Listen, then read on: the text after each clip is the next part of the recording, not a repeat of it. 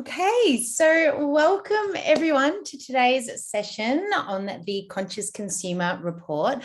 Sally and I are going to present for probably about the next half an hour or so. So we're going to have plenty of time for questions. Keep yourself on mute if you've got something that you just must ask us whilst we're presenting. Either pop your hand up or just pop it in the chat and we'll defer to it straight away when we get to the Q&A time. So as I mentioned before, for those that have just popped in now, this session is going to be recorded, but the Q&A won't. So as soon as we get to that bit, I will take us off record. So today I'm going to begin by reading you a snippet from a BBC article about women's clothing. The headline is, and I have my newspaper here, Paris women finally allowed to wear trousers. The French government has overturned a 200-year-old ban on women wearing trousers. The Minister of Women's Rights, Najat Vallaud-Belkacem, said the ban was incompatible with French laws and modern values. According to the law, women needed to have the permission of local police to dress like a man and wear trousers. The minister said this order was aimed at restricting women to certain offices or occupations by preventing them from dressing in the manner of men. It was modified in 1892 and again in 1909 to allow women to wear trousers, but only if they were holding a bicycle handlebar or the reins of a horse. So, a question for everyone online, please pop it in the chat. What year do you think that this article was published? So what year do you think that the ban was overturned?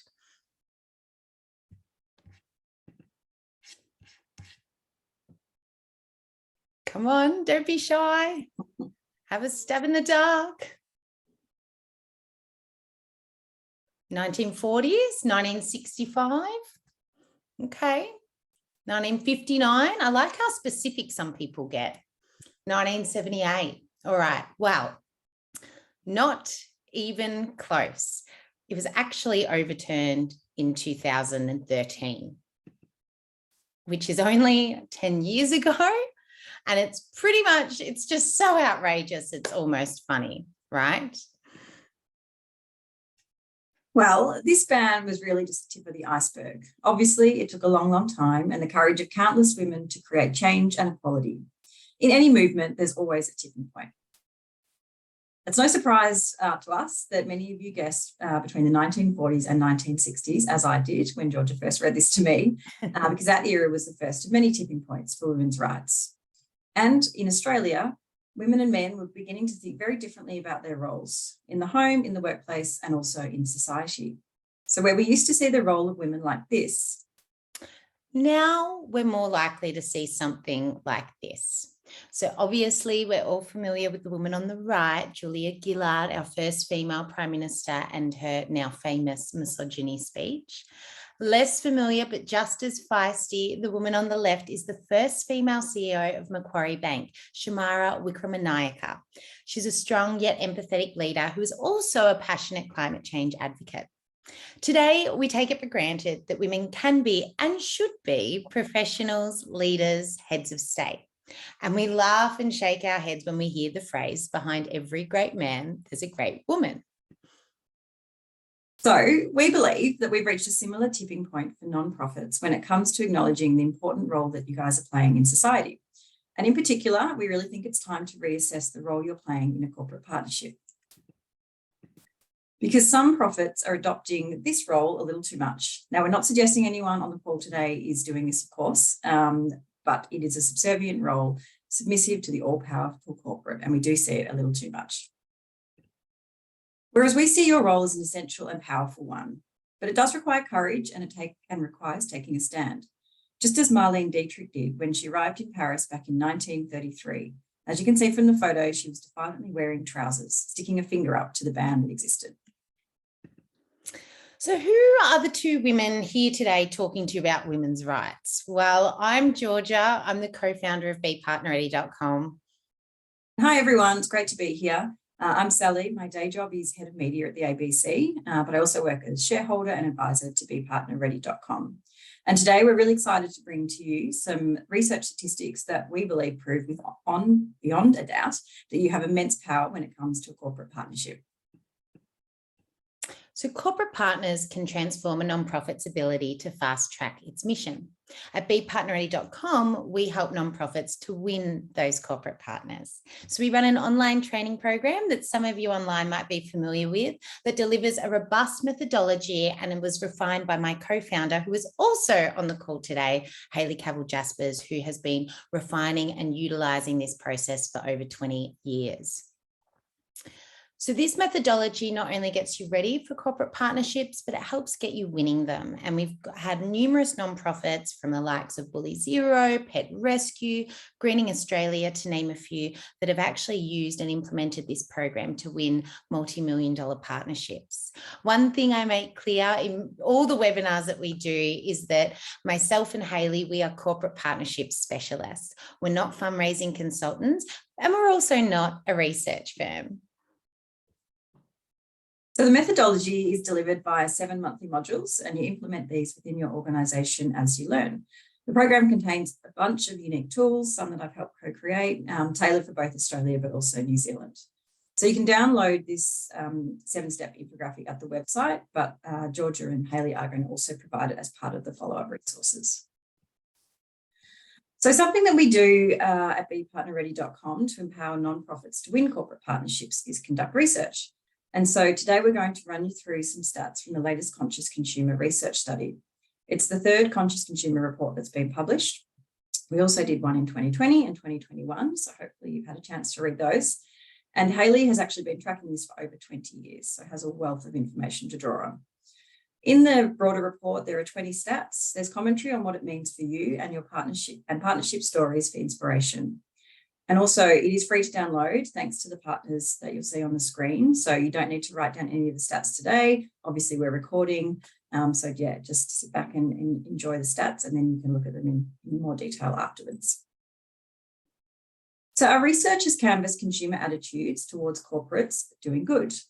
But why consumer research, you might be wondering? What consumers think, what they value, and how this influences their shopping is of absolute importance to corporates. And I've certainly come from the corporate sector, so I can attest to that.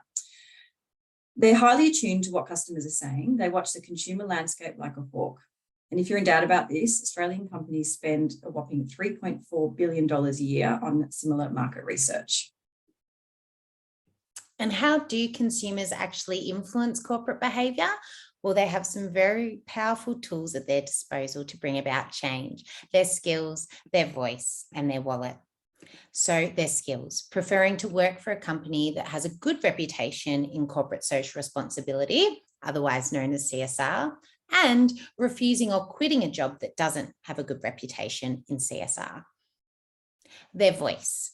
The masses have a megaphone in their handheld devices and will use it to not only do research on a company's CSR credentials before purchasing their product, but also spreading negative news about companies and brands not doing right by society and the environment. And arguably most importantly, for a lot of corporates at least, is their wallet. So they're flexing their muscles at the checkout, boycotting brands they see as harming society or the environment, and they're also purchasing those that are doing good. So before we share the stats today, we wanted to provide a bit of context about the research. So bepartnerready.com used a professional research firm to conduct an online survey in mid-July 2023. It was with 1,000 Australians, which represents the entire Australian population by gender, age, state, and location. This is pretty commonplace. So typically a representative sample is used, and then this is extrapolated to represent the entire Australian population. The research finding also refers to different generational groups, so we wanted to remind you of these. So first up, we have the builders. This group is age 77 and over. Then we have the baby boomers, aged between 59 to 76. And then we have the Gen Xers, who are aged 44 to 58, followed by the millennials, or known as Gen Y, who are aged 29 to 43. And lastly, we have Gen Z, they're aged between 14 and 28. And then you have the alphas who are under the age of 13. We didn't survey them because we only did adults in our research. So often the most radical changes we know come about in society when there are challenges, when there's inequality or when there's discontent. And we've certainly had our fair share of challenges in Australia. I'm sure everyone will agree. We've lurched from one crisis to another since 2019, starting with bushfires, floods, the pandemic, lockdowns, now adapting to remote working, and of course, the cost of living crisis. So what we see is this has really left Australians feeling very overwhelmed about the future, everything from climate change, terrorism, the impact of AI, and we're seeing, a lot of stress coming about around the present, job security, cost of living, and many other things. So to say Australians discontented would really be an understatement. And the news headlines are certainly reflecting this. In doing our survey in July, at the same time, the mainstream news was covering the PwC scandal, which was particularly shocking due to its misuse of confidential tax information over many years, decimating their business overnight. And then we saw the once beloved Qantas brand fall from grace due to deceptively selling flights that were already cancelled and widespread sackings of staff. The scandal escalated and the disgraced CEO has recently stepped down, leaving a new female CEO in charge to clean up the mess. And just as we were writing this report, Rowe Morgan released a research study revealing consumer trust in corporates is now at an all-time low. The headlines accuse corporate Australia of things like moral blindness. So this consumer discontent isn't just in Australia, it's happening globally. We know this because before going into research, Hayley and Georgia read 15 global research and trend reports by different companies, including Accenture, Deloitte, and Edelman, and they all reveal the same thing, which is that consumers are angry and they want to see change.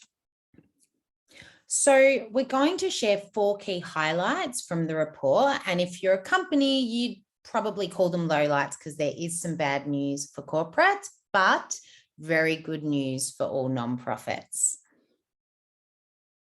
So the first insight we wanted to share is that Australians are angry, as I mentioned before, and this anger is really growing. They're angry at corporate inaction around minimising harm to both our planet and society and really just not doing enough to fix social problems. And they're angry at what they see as corporate ruthlessness and the single-minded pursuit of profit. The second insight is around a large majority of Australians say that corporates are all talk and no action when it comes to their corporate responsibility and social good, but consumers are really just not buying this rhetoric. And when it comes to fixing social problems, Australians want companies to partner with charities to solve them.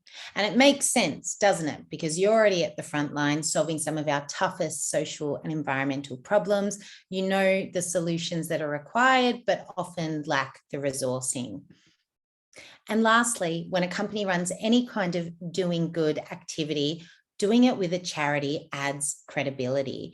I'll explain a bit more about that once we get to the actual statistic. Okay, so what we are all here for, let's get stuck into some of the stats. We haven't included all of them today, so I'll make sure you get a copy of the full report after the webinar, so you can go through and read them all in your own time. As I go through the stats, I want you to put your corporate hat on. Imagine you're the head of CSR or marketing for a major corporation and listen to the stats from that perspective. But also keep your nonprofit hat on as well and consider what the stats mean for you and how you think you might be able to use them in negotiation with corporates. Hayley, I just saw your comments. Apologies if you can't hear me. I will speak louder. I've turned my mic right up, so just yell out if you can't hear me. Sorry about that, I didn't realise. So the research that we're going to take you through today focuses on 3 areas. The first one is around corporate behaviour. The second one is around corporate communication. And lastly, we're going to look at consumer behaviour. We'll kick off with corporate behaviour. Can I just check? Can I get a thumbs up or something? Good to me. Yeah. Can you hear me okay? Okay, good. So we wanted to look at what do Australians think of companies and their behaviour regarding CSR and social good. Well, as I touched on, a large majority think they're greedy and ruthless. So we asked Australians to respond to this statement specifically. In general, all corporates care about is profit, and they'll do anything to get it, even damage society and the environment in the process. 70% of Australians agreed, and this rose to 76% of Gen X. And when it comes to damaging environment and the society, Australians want to see harsher punishment for corporates. That is definitely coming through. So we asked, when companies damage the environment or society, government should make them accountable with bigger fines and exposure of wrongdoing. 88% agreed with this stat, and this rose to 92% for baby boomers. While Gen Z was slightly less in agreement, it was still really high at 81%. And it's clear consumers want companies to tackle social problems. And how do they want them to do this? By partnering with charities. We asked, in the coming year, I believe corporates should partner with charities to help solve societal issues and get Australians back on their feet. 76% agreed with this statement. We also asked a question about the cost of living crisis that we're currently experiencing.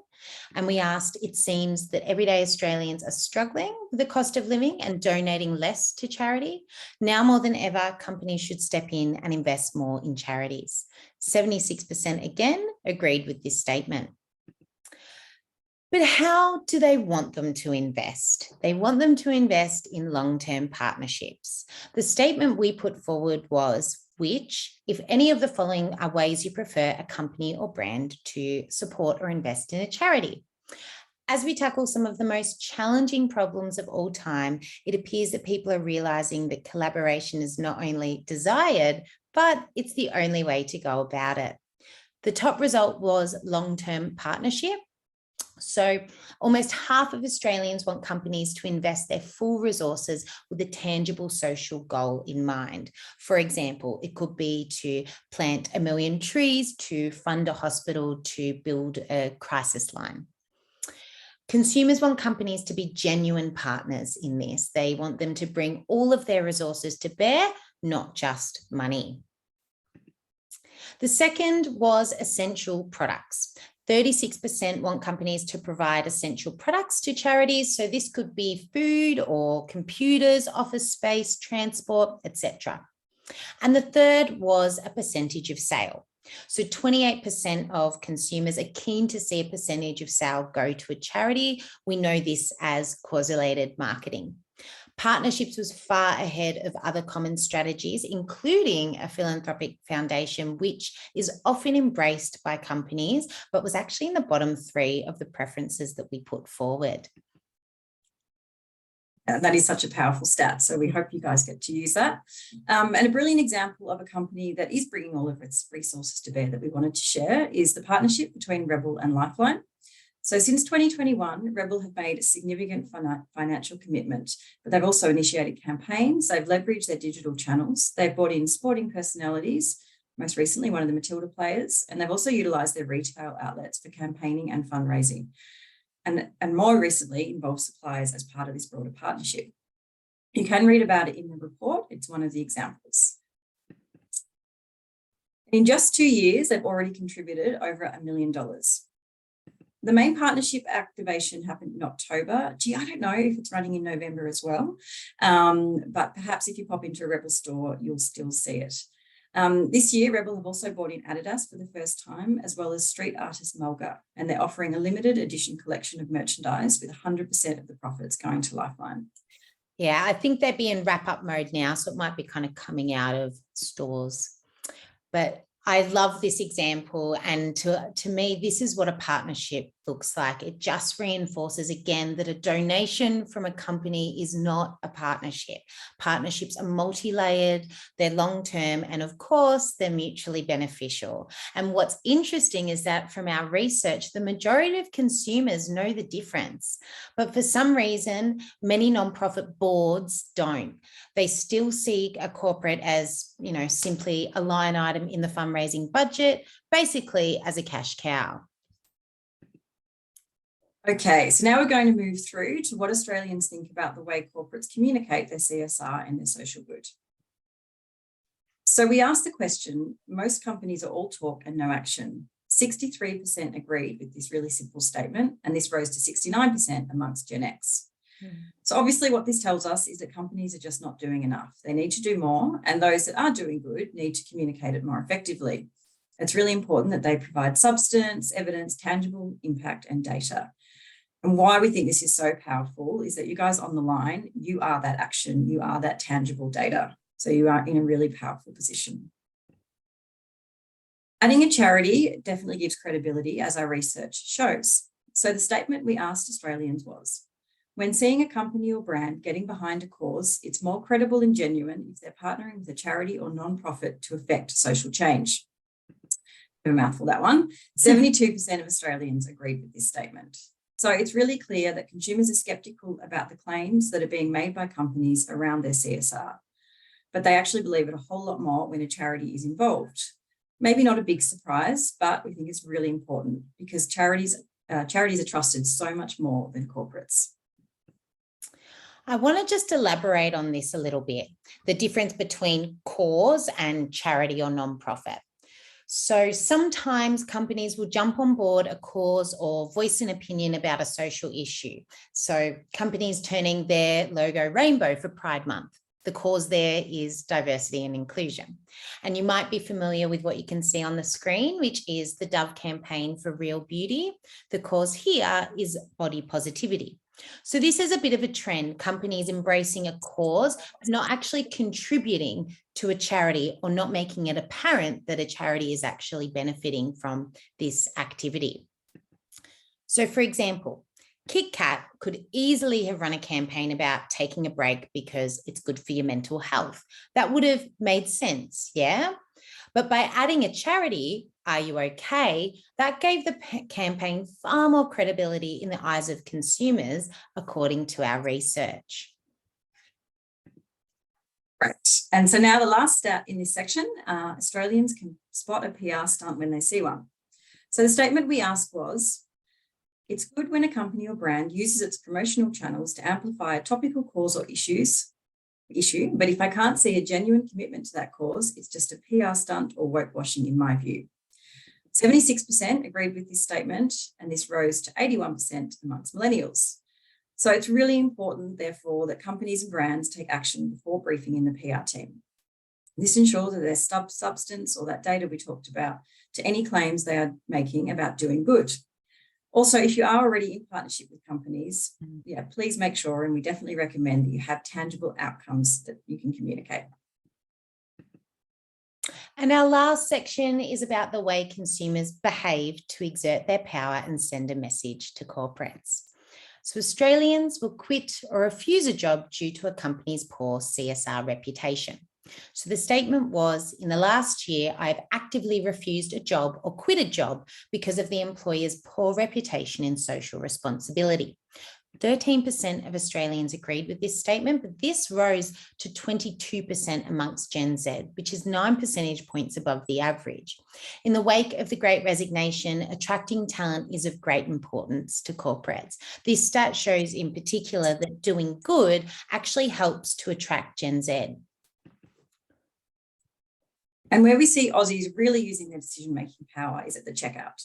Our statement asked, in the last year, I have actively switched from my usual product service to another because of its support of a cause or charity I care about. 27% of Australians agreed, and this rose to 37% amongst millennials. And in terms of the categories in which consumers made the switch, we did have 16 industry categories included in the research, and these are the top 5. The number 1 is everyday food items, followed by fashion and clothing, fast food and takeaway, health and beauty, and then number 5 was energy and utilities. So let's put your corporate hat on again and take a look at everyday food items. A fairly common everyday food item in this category would, of course, be tea and coffee. And the tea and coffee market in Australia is roughly worth about $1.8 billion. Now, we're huge coffee lovers in Oz, so let's just say that the tea market accounts for about a third of this, roughly $600 million. Now, putting your nonprofit hat on, imagine you were in the meeting with the head of marketing for Tetley, and you can say confidently that I can influence over a third of your non-loyal customers to choose Tetley over your competitors by aligning with my charity, which by the way, equates to about 198 million in market share. How powerful would you feel being able to say that in negotiation with a corporate? We also asked Australians about their intention to switch brands in the coming year. The statement we put forward reads, and this is a really long one, in the coming year, when purchasing a product or service that you would normally purchase, how likely would you be to choose one that supports a cause or a charity you care about, assuming the product, service, quality, and price are equal? 54% of consumers said they would either definitely or probably switch brands to one that supports a charity. And what we know from prior research and anecdotally is that when survey responders state either definitely or probably, they are actually very likely to follow through in real life situations. So you might also be wondering, which causes are they most likely to switch for? So what do you think? Type it up in the chat. Do you think it is human health or is it the health of our planet? What do you reckon?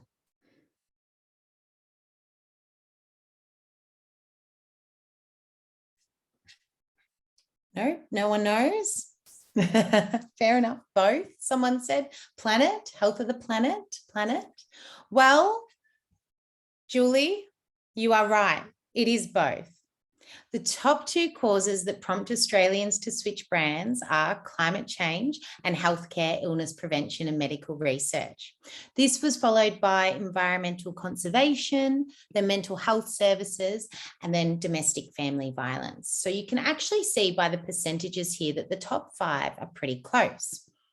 So is there anyone, if you can raise your little Zoom hand up, is there anyone that would say they sit within, say, the climate change category or the preventative healthcare medical research? Just pop your Zoom hands up. I want to see how many in the room are in that kind of space, in the top two or the top one, really. Couple of you. Yeah, awesome. So let's give you a quick example here. Let's say that you are pitching to a prospective partner. How would you feel if you could say to that potential, could be Tetley, let's use them again, that by partnering with your charity, that you have the power to influence 18% of consumers to switch to their product over a competitor? You'd feel pretty powerful, right? There wouldn't be any of that needy or subservient behavior we were talking about earlier.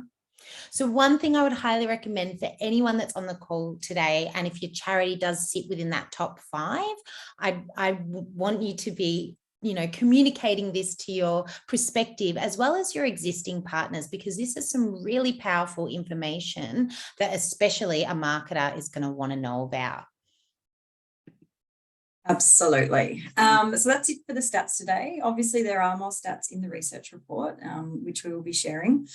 So we wanted to wrap up by thinking, what does this really mean for you and your sector? So what the research clearly shows is that Australian consumers want corporates to partner with nonprofits to help solve society's problems. But first, nonprofits really need to challenge what they're currently seeing as their role in that corporate partnership. And more importantly, focus on the value that you bring to the corporate partner. So it is going to take a shift in mindset from scarcity to abundance, from subservient to powerful. So no more of this. But it's also going to require you to take some actions. Now, you don't have to organise a march or a protest. It's just about having courageous conversations. So the first action we would suggest that you take is to educate your board, because as you would know, change absolutely has to start from the top. So educate the board about setting realistic goals and realistic timeframes. All too often we see fundraisers like yourselves set up to fail. You're given ridiculously high income targets without adequate time or resources to prepare and actually secure corporate partnerships. So we would encourage your board to watch some of the free webinars at our website. We also have a bunch of free infographics that can be shared with them. Obviously, we would encourage you to share within this research report and specifically some of the partnership examples inside the report, so they really get a tangible sense of what a partnership can look like. Absolutely. And then the next action that we would recommend you take is to calculate your value to a corporate. So these statistics definitely prove that you have the power to influence consumers, which are, of course, ultimately corporates' customers, but that's not enough. You need to be able to calculate the value of your brand. And at bepartnerready.com, we do have a methodology for doing that. And I think some of you online have actually done that exercise with us.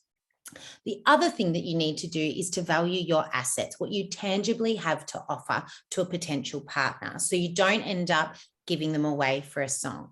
And we actually do have a methodology for doing that as well.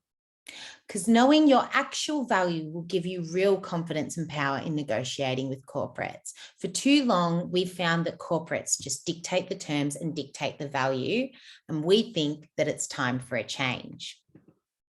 And it's well overdue for nonprofits to step up and embrace their role as a powerful partner and not a needy beneficiary. So whilst the crux of the research really affirms that nonprofits can help companies solve social problems and meet the demands of the conscious consumer, the more we looked at it, the more we realised that actually we have the power to influence a company's very survival. So we just wanted to demonstrate that through a pretty simple visual. Because really, when you think about it, for a company to survive, it depends on several factors. Firstly, loyal customers, attracting that Gen Y and Gen Z audience. It needs to differentiate itself in a cluttered and increasingly competitive marketplace in pretty much every sector. It needs to cut through the noise with emotive stories. It needs to engage communities. A solid and trusted reputation is essential, and also investor confidence. So when you think about that and these stats, we see that actually not-for-profits have the power to influence all of these elements. So just like those courageous French women who I spoke about at the start of this webinar, we think that it's time to wear the pants in corporate partnerships. You know, for those women, it was who, after years of campaigning, ultimately overturned the ban to wear trousers. It never really was about the pants in the first place. It was about the fact that their choice to wear them was denied and their choice to work was denied. But unlike the French women, you actually do have a choice about whether to partner with corporates. You don't have to partner with them. You can find, and you do have other means of income generation. But if you do choose to partner with corporates, then be sure it's the right strategy for your organization and that you're well prepared to stand tall as equals when entering hard-nosed negotiations. So if you're wondering if corporate partnerships is the right strategy for you, or if you just want to have a quick health check to see where you're at on your journey, we have a free tool called a readiness Q&A, and some of you might have actually done this before. It's a 5-minute questionnaire and it'll calculate a red, amber or green readiness score and give you an indication as to where you may have lost points. It's free, it's on our website, the link's here, and I'll make sure you get it in the follow-up resources as well.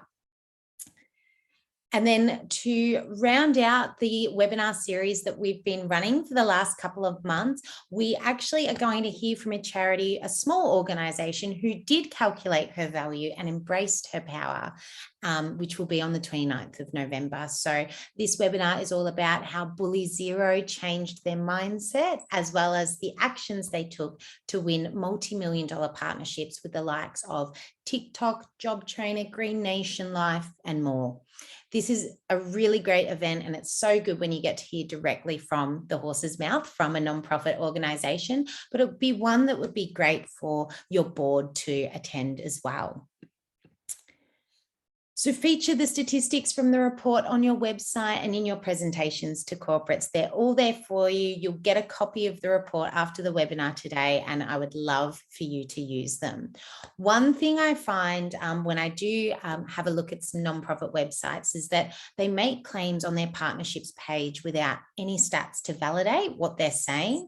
Or some organizations I've seen are using stats that are from a completely different market like the US, or they're about a decade old.